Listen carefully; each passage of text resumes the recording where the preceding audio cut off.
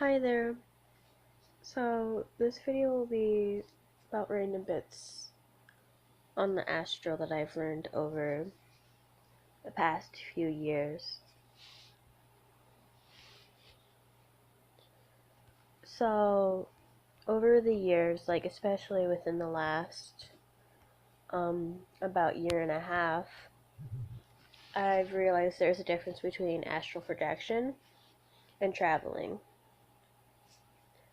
From what the easiest way I can explain it is that with projection, you go into like this uh, trance state and completely like ignore your body while you're doing it and completely focus on your astral body. While with traveling, you don't get into this deep trance and you're kind of just going without completely ignoring your body, or at least that's how I see it. But with that discovery, I've realized a lot of times when beginners try to go and astral project, they are led into this myth that if you get hurt or anything in the astral, it'll affect your physical body just as much. Which, because they're like believing that you're moving your physical body into the astral realm, which isn't true. You're just focusing on your astral body rather than your physical body. So, because of this, a lot of people can figure out how to astral travel or project because they're under the influence that you're moving your physical body into the astral realm instead of focusing on your astral body and that realm.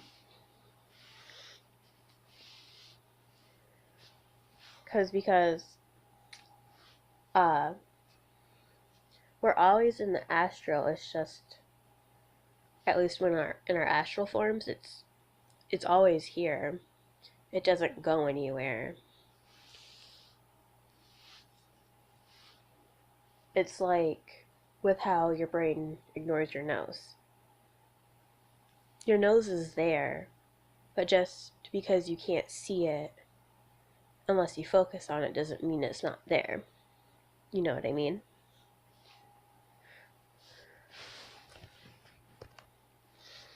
That's why when I'm asked what helps with getting to astral project or travel, I recommend learning energy work / manipulation and learning how to open, clean, active, like quote unquote activate, and just regulate their chakras in general. This will make it easier to move around astrally and connect to yourself in general.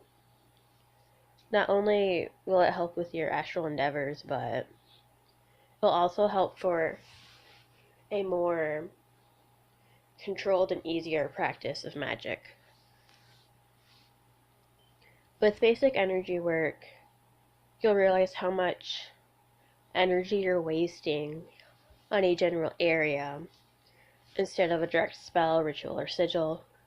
While raising energy for an area is important, when you're doing something like a sigil, you don't want to waste this energy on the area rather than the actual sigil. Especially if you're someone who cleanses their workspace regularly, this will be a problem because you're not directly charging the cast, but rather the space, and when you cleanse the space, it completely wipes the work away. And with your chakras open, it'll be easier to feel and analyze energies, making energy work all that smoother and more effective. Meaning, your cast will most likely work faster, well, not faster, but more effective, rather than taking forever because you didn't put enough energy into it. Because you only raised the energy around your area and then cleansed, which wiped most of the energy that would have been soaked into the sigil or cast.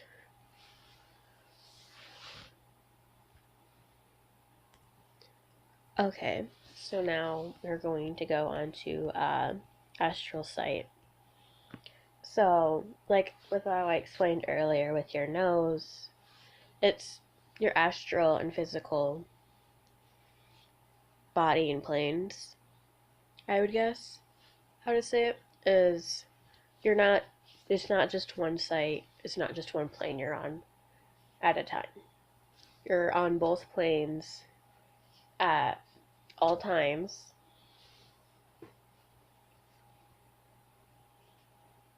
As I said earlier, you're like not moving your actual vessel onto the astral plane, so like why would it take your whole vision? Like how a lot of people will say it will with the moving your whole physical body myth. The thing is, it doesn't take up your whole vision. To see into the astral or just connect to the astral in general for seeing, feeling, smelling, even tasting astral areas and stuff.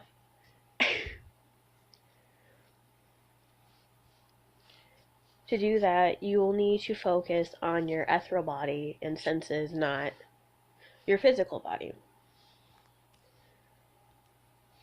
It shouldn't take up your entire sight. It should be more like when a photo is overlapping another one, like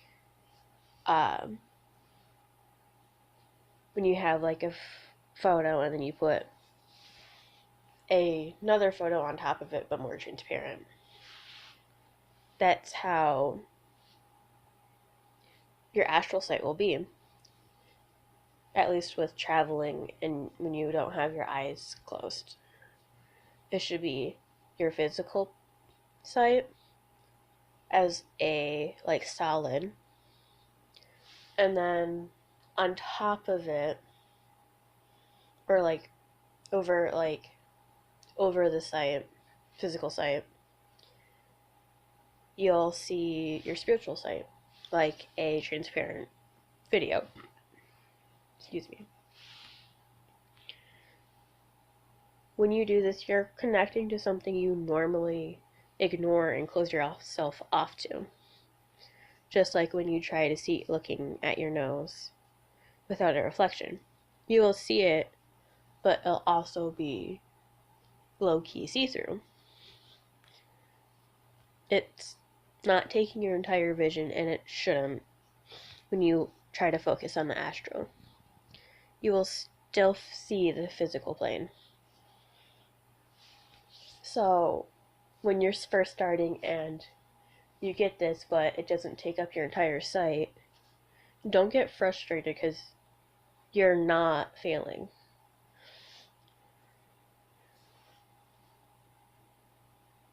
We're not moving our physical bodies into that plane, so it's not gonna be like seeing into the physical plane. So long as you can see some of the basic astral, or even just your energy or astral form move like on command, you're doing pretty decent. I also want to talk about a question I was asked the other day. It's how are we connected to our souls? And do we have different consciousnesses or are we one? Now, I don't really touch too much on consciousness because, like, it honestly confuses me a bit still, even after, like, uh, 5 or 6 years of practice. So, excuse me if I'm, like, jumbling all around and not quite making sense in advance. So, for our souls, we're connected to them because, well, we are them. Our souls are us. Our souls and energy are ourselves in the rawest form. Simply, we're tied to bodysuits / our vessels until it dies and the connection to the vessel is cut. Now, for different consciousnesses, or yeah, like we kind of do have different levels of consciousness. There's the physical and the astral. The astral is usually referred as the subconscious from what I have learned. Like what I was just talking about, just because you're not focusing on your astral body doesn't, well, I don't think I got to this part yet, but just because you're not focusing on your astral body does not mean it's not there and it's not doing stuff. You'll still be doing, so like, your astral body is still living its astral life and such, even though your consciousness is off on the physical plane and focusing on your physical life. They'll act as almost two separate persons, even though it's both you. This meaning that you're, yeah. So, like with the astral and being able to go off and still do your own thing without your conscious side controlling your astral body. Your astral body, or astral self, can normally go recognize a problem and try to influence the physical consciousness to help.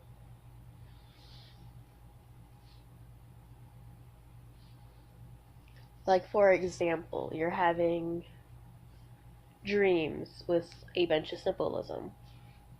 This could be your astral self trying to tell you something that they foresee or they see that you physically can't.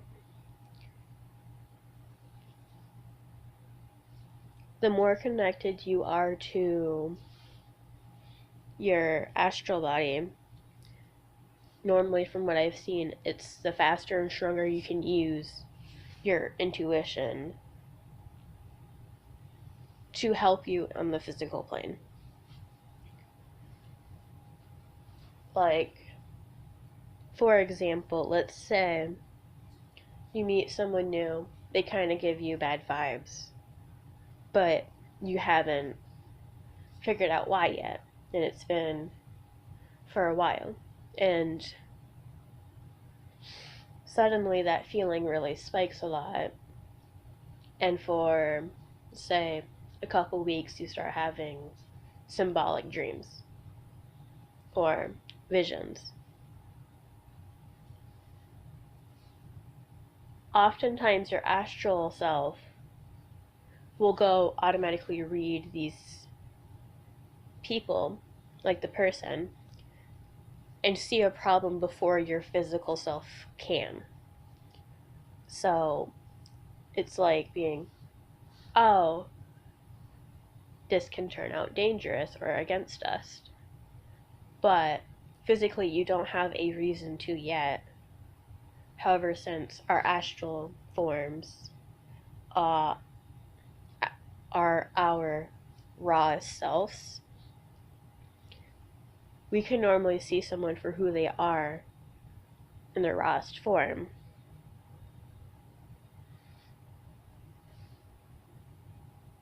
Meaning, we can see someone being someone who they're not. You know what I mean? Probably not. Uh, but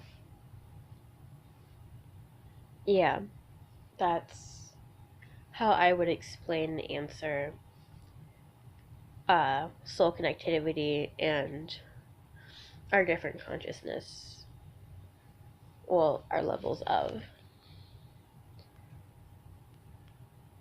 For more little like splurps or T-bits for the astral, you'll most of the time a lot of people are able to heal faster in the astral than they would be physically.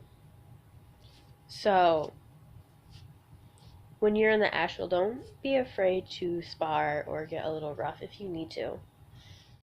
So long as your core isn't completely destroyed, or that your like entire being, including like your core chakras, like everything isn't completely eaten by another astral being, you'll eventually heal, even if it takes even like astrally a few weeks. Eventually you will heal from it. Another thing is sexual deviancy. It's a giant common thing in the astral. If you haven't already, you're going to most likely see and experience it. Like, Jesus. With the amount of entities there are and the different morals, you're going to have some that have lower morals than others. And it can be a good or bad thing depending on how you are. But it's a giant thing if you want to do stuff in the astral. Eventually you're going to have to get over the fact and just learn how to protect yourself from it if you don't want to see it or experience it. Another bit is that there are multiple areas ruled by different authorities, and there are some areas restricted from outsiders. Excuse me. With the different authorities, and restricted areas, don't be surprised if you're taken to a court, trialed, and charged for something like trespassing or just straight up getting your ass whooped, and or getting kicked out of an area and told to like stay the fuck out, or if you're lucky you'll have it explained nicely that, hey, this is a restricted area, you shouldn't be here. Most of the time though, in my experience, you'll get taken to a court, asked why, in trials and such. Also, there's, as I mentioned a few seconds ago, there are a shit ton of different entities. You're gonna see a shit ton of weird ass forms and a lot of entities you didn't think existed, or just fucking weird people in general.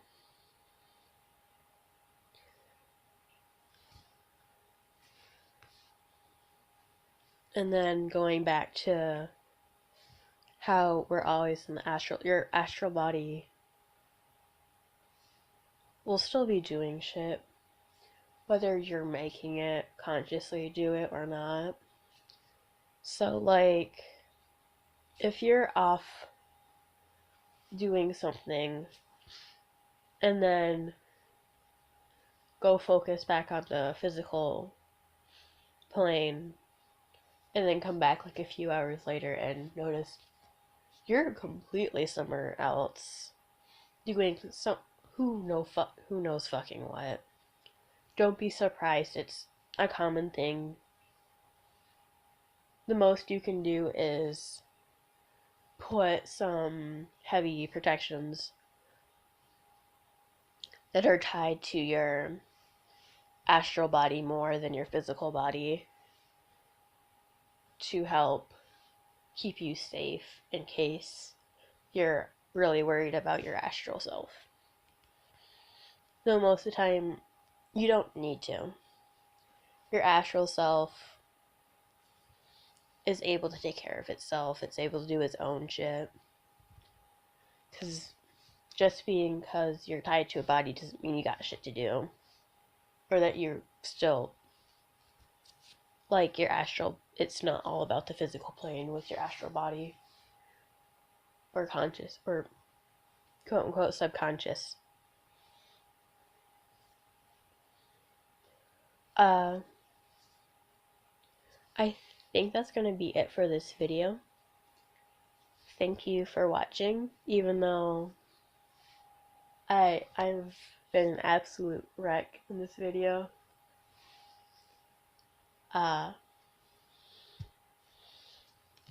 If you like it, tell me. Definitely feel free to comment your beliefs on the levels of consciousness and how it ties into your astral self and physical self. I would really love to see what all of your guys' opinions are on it and what your beliefs are. I just know personally that's how I believe it to be and how I've seen it works like that. And that's like the best way I can explain it.